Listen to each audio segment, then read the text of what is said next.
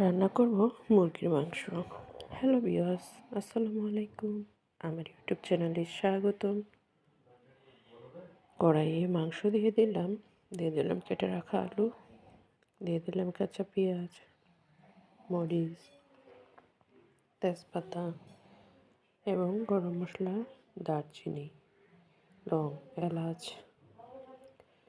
দিয়ে দিলাম আস্ত শুকনো মরিচ, হলুদ গুঁড়ো, মরিচ গুঁড়ো, জিরা গুঁড়ো,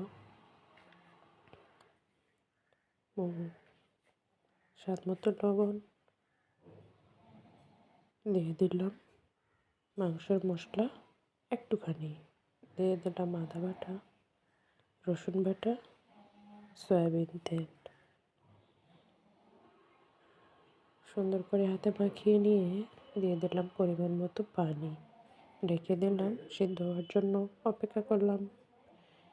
মাংস ও আলু সুন্দরভাবে সিদ্ধ হয়ে এসেছে, পানিটাও কমে গেছে। বেশ কিছুক্ষণ পানি কমিয়ে নিয়ে কষিয়ে নেওয়ার পরে হয়ে যাবে মুরগির